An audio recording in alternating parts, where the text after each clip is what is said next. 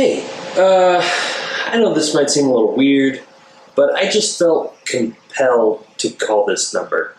I'm honestly kind of relieved that it went to voicemail and that you didn't pick up.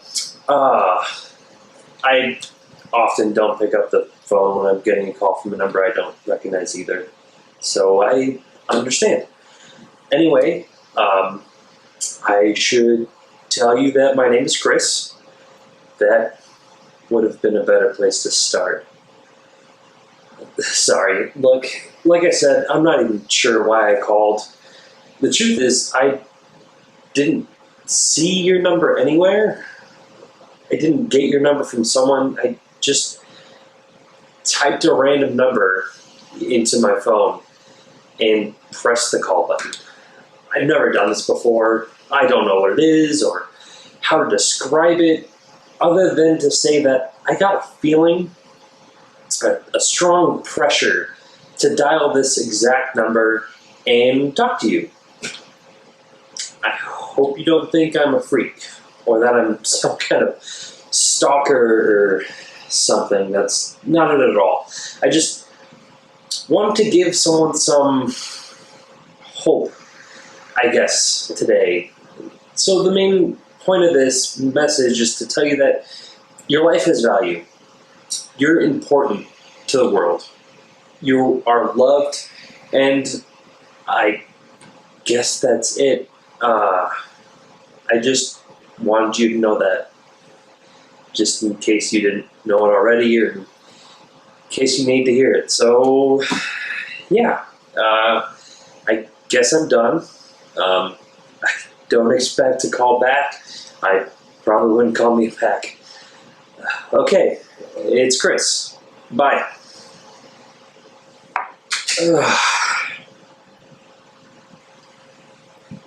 Okay, it's Chris. Bye. Who ends a voicemail like that? And where did that feeling come from? To call a stranger on the phone and just ramble on like that. That guy's probably listening to the voicemail right now in a room full of his buddies, and they're all laughing and mocking me. But whatever. Yeah, if they hear a little bit of positivity in these strange days, maybe it'll do some good.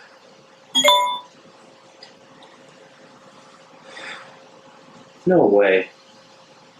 Who is this? Well, I left a 45-minute message explaining who I am. I think I'll just reply. Hey, I left you a voicemail, smiley face. And now I'm texting a stranger. I'll just leave it at this. Give them a chance to listen. Then they can move on with their day however they want.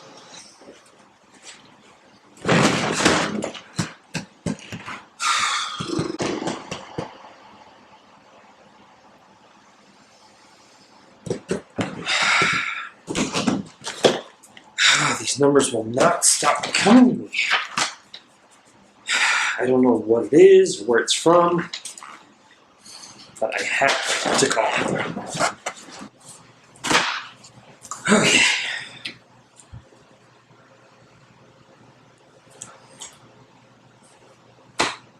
Voicemail again. Good. Hi. My name is Chris. You don't know me. I received your number from somewhere. Honestly, I don't know where. But I want you to know that you're loved. Your life is meaningful. Okay, that's it.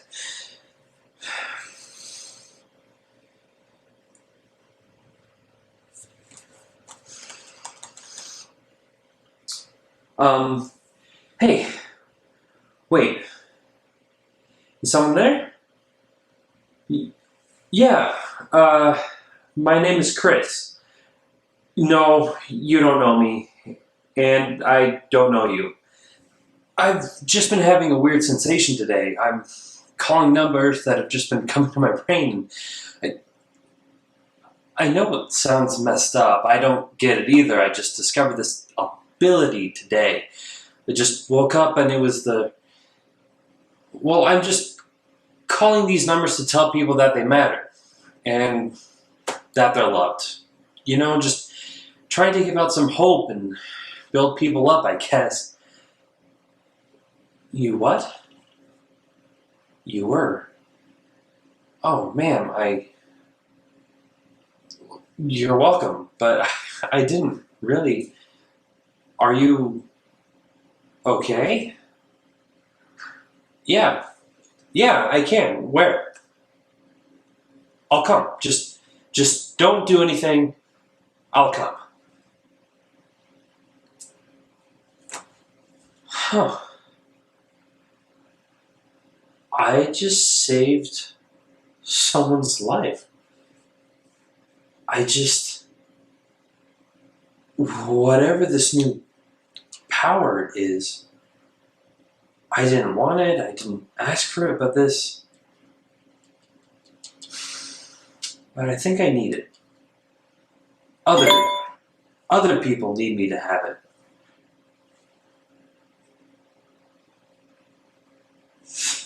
Thank you for calling me. I needed that. See you soon.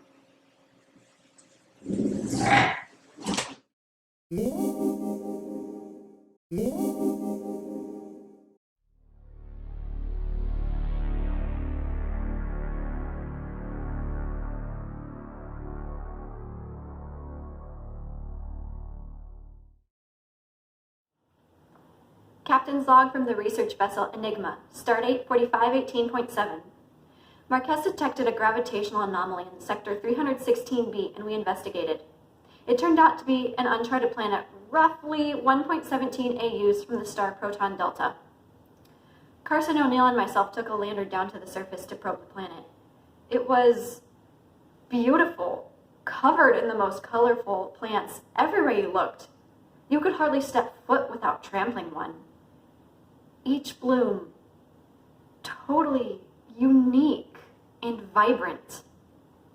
There seemed to be ancient structures of some kind on the surface, perhaps from some long-gone civilization completely taken over by the plants now. It reminds me of Earth in a way. I wonder if the ruins back home will someday look like that of Eden Prime.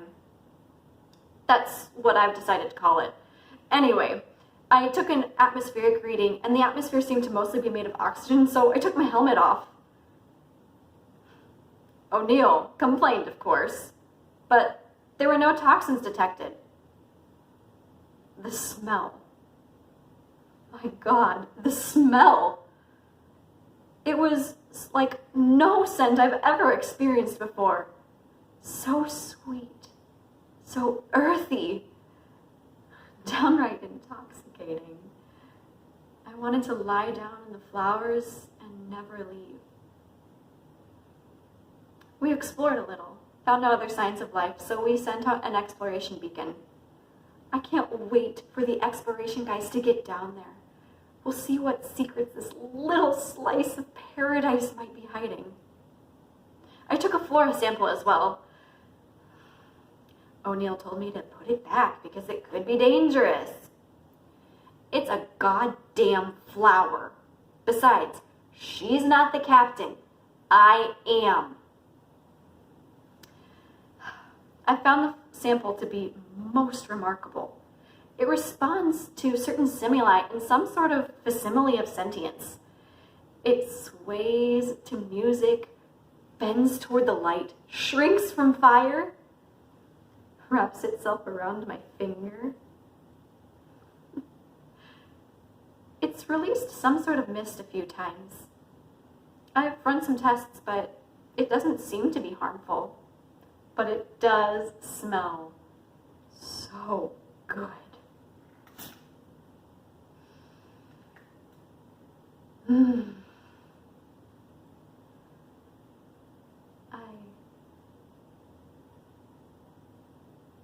What was I saying?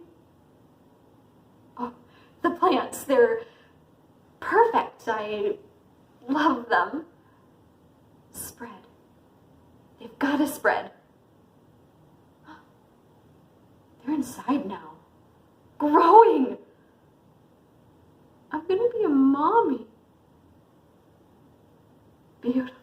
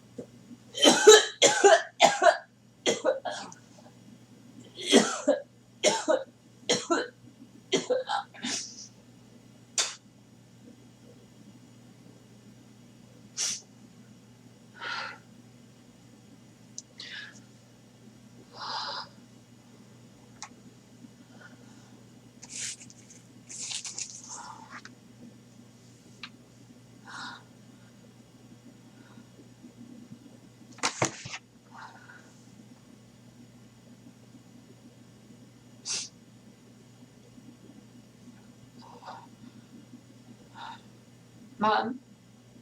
Hi. No, everything's fine. I think. Um, I know we haven't talked in a while, but I just wanted to ask, is Dad there? No, I don't want to talk to him. That's not what Mom, I need to talk to you.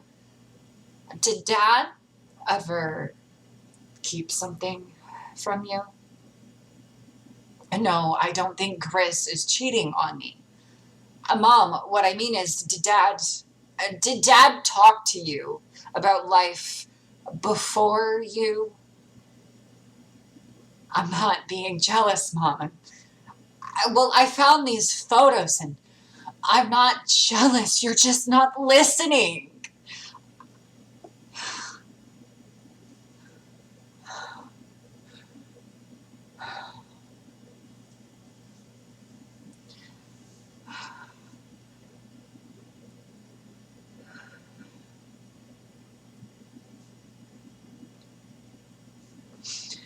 Emily, it's Cassie.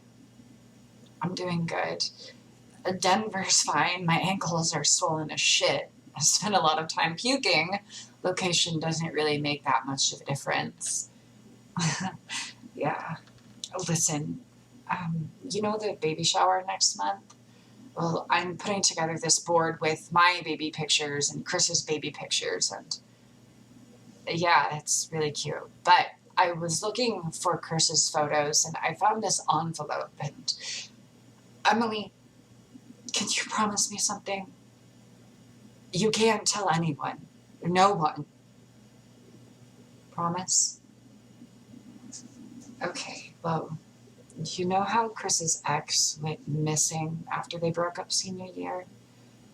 Like, she had undiagnosed bipolar or borderline personality or something and just snapped or something. He doesn't like to talk about it. Yeah, they never found her, but I think I just did. Shh, shh, shh. Please, just listen. I found this envelope and it was in Chris's stuff, and there's these photos.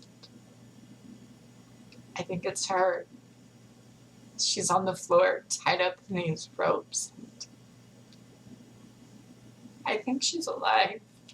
I mean, her eyes are open. She's so tiny. She looks like a skeleton. Emily, in the envelope with the photos, there's a key to a storage unit. Do you think? Emily, I don't know what to do. No, please don't call the police. I don't want Chris to get in trouble. I dropped everything to move here when he got that new job. I don't know anyone. I don't have any money of my own. I don't have anywhere to go. Emily, if you tell anyone, I will tell your husband about Michelle's bachelorette party in Palm Springs. Chris is all I have. He's all we have. Okay? Okay.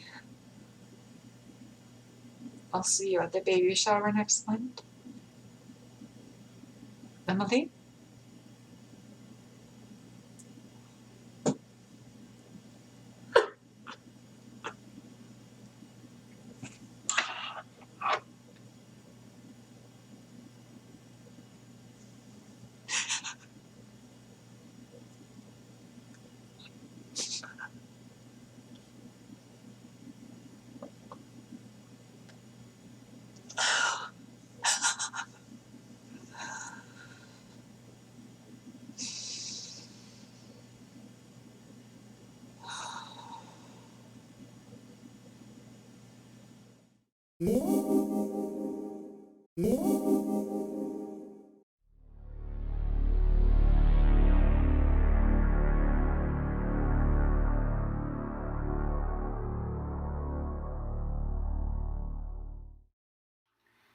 Well, that's a tough one.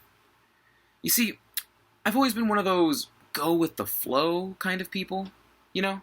I've been told I'm kind of a hippie out of time. I just let the winds of life take me wherever. I once spent a summer bouncing between couches in Texas. Now, I don't have any family in that area. I was just on a Texas kick, I suppose.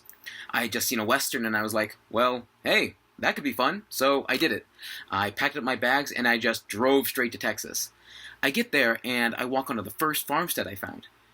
Now, of course, people usually aren't too keen about strangers entering their property without a cause, and I found myself being shot at by this very angry woman with a shotgun. I actually still have a scar on my left leg from where I tripped over a rock running away. Did you want to see it? Oh, right. Never mind. Sorry. Where was I? Oh, right. So, eventually, I find myself on this ranch. And again, let me preface, I know nothing about farming, ranching, anything like that. But I end up staying with this family for several weeks. They were really nice people. I can't remember their names to save my soul, but that's aside from the point. They let me stay with them for free as long as I pulled my weight. I had to help out with their ranch, you know, the duties of a rancher and what have you. And honestly, I wasn't too bad at it neither. I've been told I'm really good at picking up new things fast. Well, after several weeks of doing that, I decided it was time to move on to somewhere new. So I packed my bags and told them I was off. And the best part is, they gave me some food and money for the road. And they called some of their friends and family and let them know that if I needed a place to crash, I'd be willing to work for them. And they told them I was good for it too. Which I was. So I spent the next month and a half or so just bouncing between ranches, working hard, meeting new friendly faces along the way. Well, after that summer on my long travel back home, I stopped by this little tourist attraction site. It was called the world's biggest anteater. It was a building the shape of an anteater.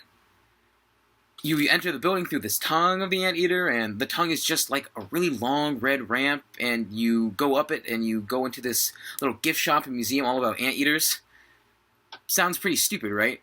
I thought so too, but in just 1 hour of being there, I had met some of the most interesting and fascinating people I had ever met in my entire life. So, you know what I did? I got a job there. I even became the head curator of the Anteater Museum. Now, before you get too impressed, there was no job position a museum curator before I came along. It's not like I replaced some guy who had been there all his life or nothing. They originally hired me for the gift shop, but I was just so fascinated by the museum that I asked if I could just give tours of it instead. The owners figured, why not, and paid me to do that instead. It was so great, and I enjoyed all the people I met along the way. But after a month or two of doing that, I got kind of bored. So I packed up and moved to Seattle, where I opened my own hot dog stand. I sold my stand after a few months because I just didn't find it fulfilling. But that's when it hit me. The whole trip. Everything from the ranches in Texas to working at the Canadian border. Oh, that's where I ended up after I sold my hot dog stand. I just realized I didn't ever really want to just do one thing for the rest of my life. You know what I mean? Like, I feel like people in today's society feel trapped in their work life. They get a job somewhere and then boom, 20 years have passed and they aren't any happier. They feel stuck in this job that they probably hate, making maybe enough money to make it feel worth it. And yet all this time they haven't experienced life at all. Not to mention the whole idea of our economy relies on the structure that you have to have a job to succeed or really do anything. It's stupid. The whole idea of jobs in general is just dumb.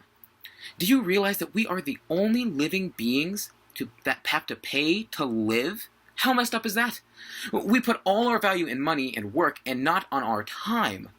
In the grand scheme of things, we don't really have that much time to live our lives, and yet here we are, working them away instead of adventuring and experiencing life. And that's what just kind of dawned on me, is that I don't want to be like that.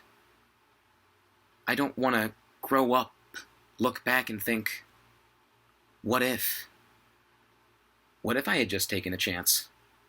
Taken that trip, quit that job I hated, did things for myself. I mean, am I really happy?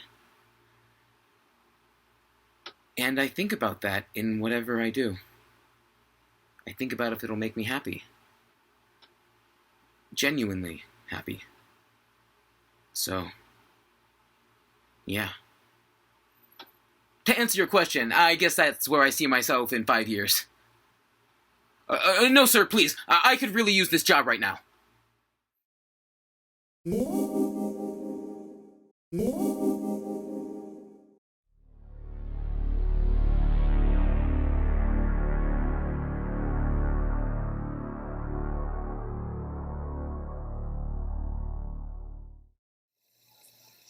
For a cop, detective, private eye, whatever you want to call them really, what is the most important discovery?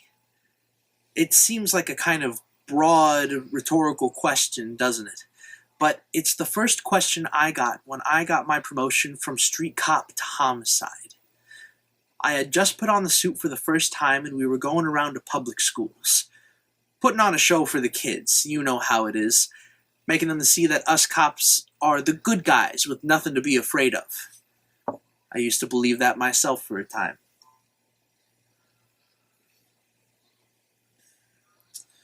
We were at Jefferson Middle School. All the little snot-noses were brought into this big auditorium, and the chief was given this grand speech about protection for the people and a force for a bright tomorrow. Talk about your cock and bull show. But the kids ate it right up, all looking up at us like we're some kind of heroes.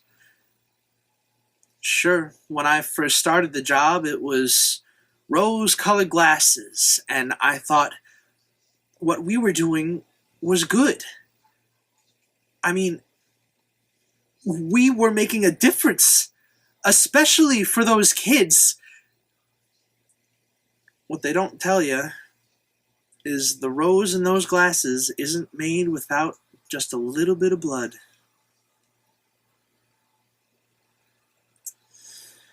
Maybe I'm getting ahead of myself.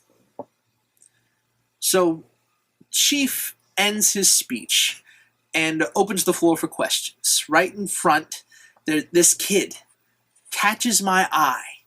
looks directly into mine.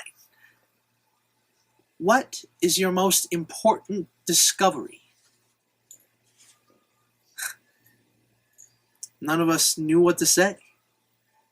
It seemed like an innocent enough question, so I have no idea why it stumped us so bad. Eventually, Cole Phelps answered and said, "Our most important discovery is the one that puts the bad guys away and lets us go home safely." Honestly, it seems like the obvious answer. I can't say that I really believed it, though. Months after the assembly, I began to notice that some things just didn't make sense. Missing person cases the original guys didn't care to look too hard for. Pieces of evidence being misplaced in collection rooms.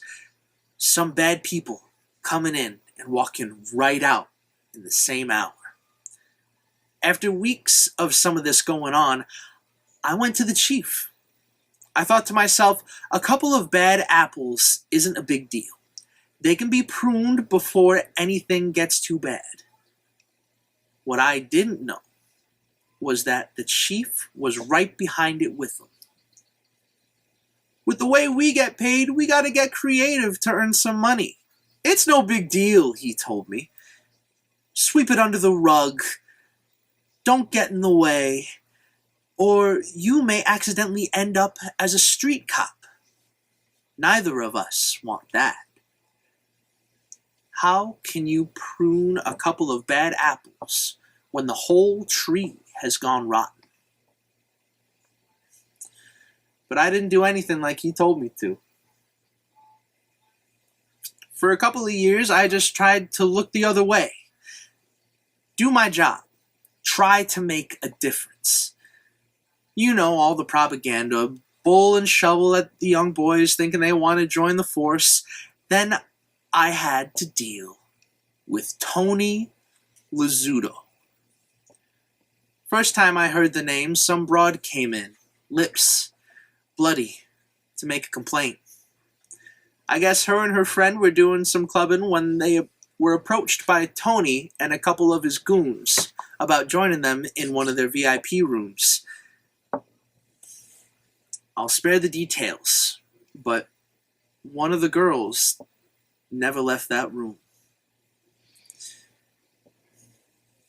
The thing is, looking back, I can't remember the name of that girl that came to my desk that day. But I still remember her face. The next day, I brought Tony in for questioning. Even promised the girl that if she testified, I could use it to put him away. Keep her safe. The funny thing is about a promise is sometimes you're not the one that breaks it. She gave her testimony while Tony sat in the holding room, looking at me, smiling the whole time. When she finished, I escorted her to a patrol car, told the kid to drive her right home.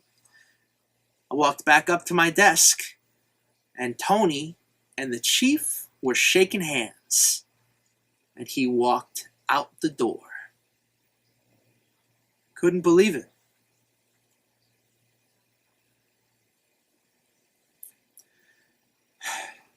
Not long after that, I took my story and I went down to Chicago and I said, enough is enough.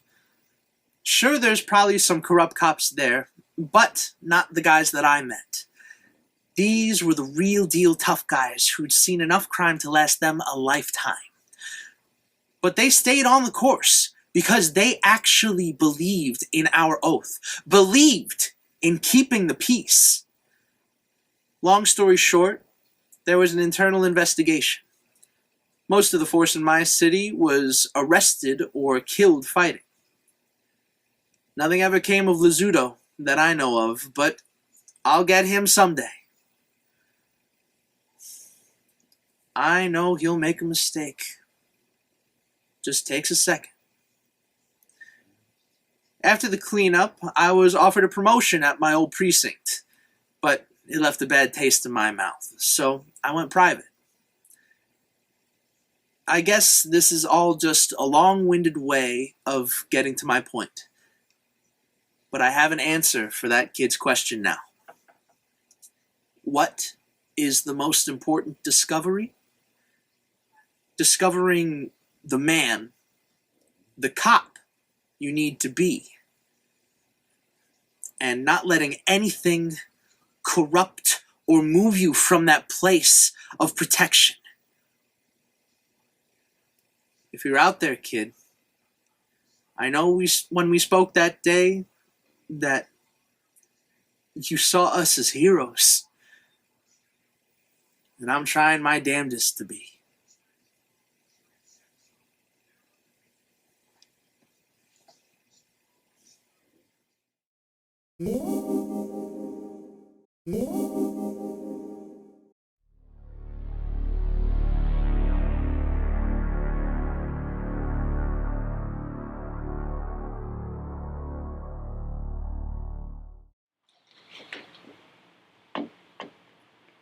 Hey, Artie. How you doing, man? It's Jerry. Jerry Boyden. No, Boyden. Jerry Boyden from Southside High. No, there was a guy named Braden and a Bronson, but it's Boyden. Jerry Boyden. You're thinking of my cousin. No, that was another cousin. Jerry Boyden. We were in the same class. I sat behind you in study hall. Third period. Yeah, that's right. Gosh, no one's called me that in a long time. I always thought that was sort of unfair. I mean, I only did it once. But that's me. Or that's what they used to call me. So how you doing? Long time no talk or see, I guess. Oh yeah, me too. Me too, doing fine, just fine. Well, if you haven't guessed, I'm calling about the big reunion coming up, the Big 5-0. And Cindy Duncans is putting together the shindig. Well, she's Duncans now, but she used to be Rawlings in her class, Cindy Rawlings. Right, she was a Carter after the Rawlings, and now she's Duncans.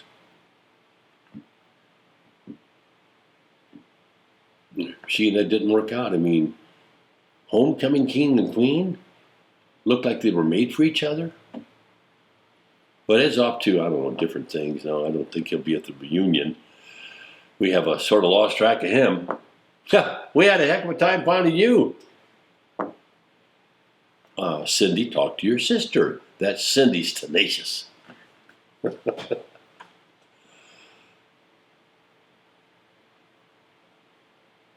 Really? Well, I'm not sure that matters.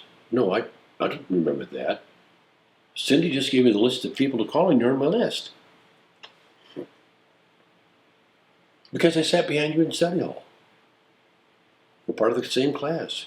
We'd all like to see you and hope you come.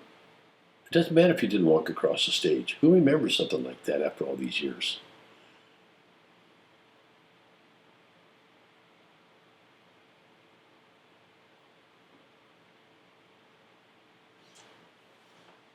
Well, sure, I don't think none of us thought you took the money. I mean, those things kind of fade in memory as time goes by. I don't remember it, and I don't think Cindy does.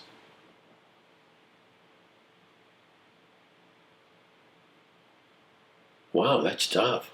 Cindy, they revoked your scholarship at Garland because of it? We all thought you had it made. So Garland was out of the picture without the scholarship, you think? No, who can afford to go to Garland without a scholarship? It's full ride and everything. That's really. So where did you end up going? Of course. You didn't have a deferment. There wasn't much option. Did you enlist?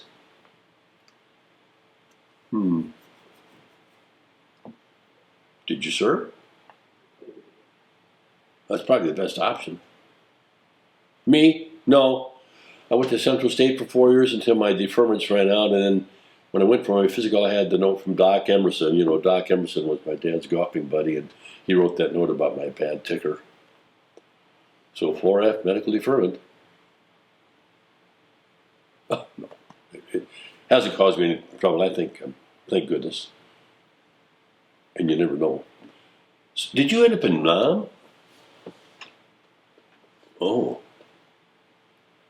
Did you stay in after your enlistment?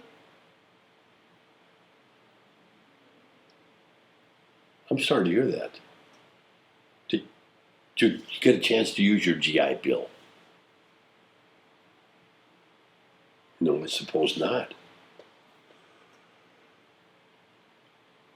Me, well, no, I never did get that degree. I guess I had too good a time there, at Central State, and I just never put it together. Dad gave me a job here at the store. I was sort of his right-hand man, and when he passed on, the store was mine. Yeah, well, that's too bad. Me, Marilyn. You remember Marilyn Warner? She was 2 years behind us. She and I are coming up on 46 years in June. No. I got a boy and a girl, both through college. Scott, he's the boy. He works with me here at the store. And then there's the grandkids. Oh, about the reunion. It's going to be a picnic at Cindy's house, informal, catered, but nothing formal. I know everybody would be glad to see you.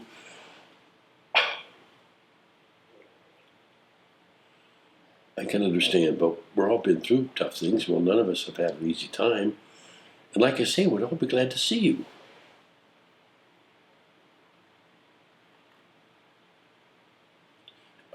Well, I understand. You've got my number. If you change your mind, you want to call me or just talk, we've had such a great time connecting. I'd like to stay in touch with you, man. Take care.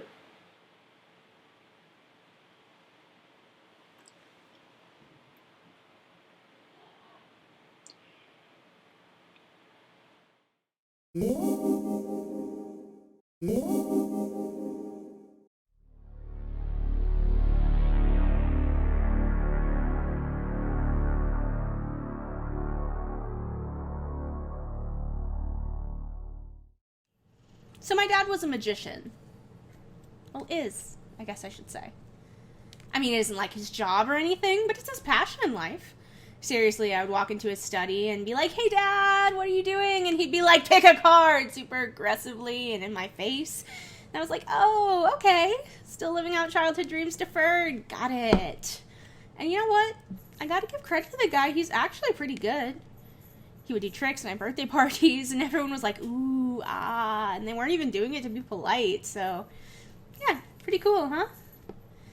My dad loves the mystique of it, you know? How you could do a trick, and everyone was like, "Oh man, how'd you do that?" You could just smile and wink and be like, "A magician never reveals his secrets," or whatever. That's the thing with magic. Some part of it you always know it's fake, right? Like, the lady gets sawed in half and nobody's calling 911. It's safe. I mean, it's deception, but it's safe. And I guess I should have known that my dad was really good at pretending. You see, he was sick. Is sick, I guess. And not in a way that you could, like, readily see. I guess he has borderline personality disorder, which sounds really scary, and guess what? It kind of is. I didn't know that until he tried to. Well, not to sound too flippant about it, but he tried to disappear, if you catch my meaning. My mom called me, and she was, like, crying her eyes out, and I was driving to the hospital, and I was like, there's no way my dad, with all of his, like, whimsy and laughing and doing these stupid tricks, I mean, he couldn't have been unhappy, right? I would have known. I should have known. But sleight of hand can be done in a lot of different ways, I guess. I don't know. And I know that there's a lot that I don't know. I think about that all the time. It's like, whenever I close my eyes, I just see him and I try to dismantle him and, like, figure out where the sickness lies, you know? But how is it possible that it's, like, all of him? When I got to the hospital and I saw him lying there in his bed, I just thought, this isn't all he is. This can't be all he is. And it wasn't a trick that he was doing when he was happy. He wanted to be happy. And a lot of the time he was. And I sat next to him and he couldn't look at me. It was like I had figured out one of his tricks or something. And he was like, I don't know, vulnerable? Exposed? Don't pay attention to the man behind the curtain, right? And it was awful. And then I remembered my dad had given me this deck of cards for my birthday. I think he'd always hoped that I would suddenly become Harriet Houdini or whatever, but such luck. Anyway, I fanned out the deck for him and I was like, hey, pick a card. He gave me this look like, are you serious? And I was like, duh, dude. I mean, I didn't call my dad dude, but you get the picture. So he picked a card and he looked at it. I told him to give it back. Then I put it on top of the deck, lifted it up right again, and I was like, is this your card? It was funnier in real life, I promise. And he just looked at me, and he was crying, but he was smiling too. Like he couldn't pick one. I just thought, the amazing thing about being a person is you can be so many different things at once. Because in that moment, I was so happy, but I was so... I mean, I don't even know what I was trying to say with all of this, just that watching a magic show is sort of a exercise in pretending, right? But some part of you believes that the world could be this big, beautiful place with all this unexpected stuff in it, like pulling rabbits out of a hat, or pulling scarves out of your arms, or sleeves, not your arms.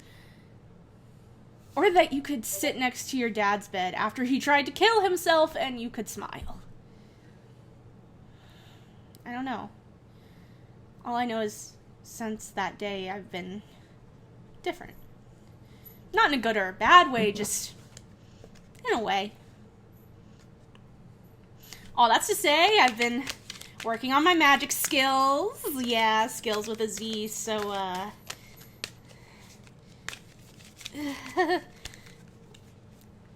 pick a card.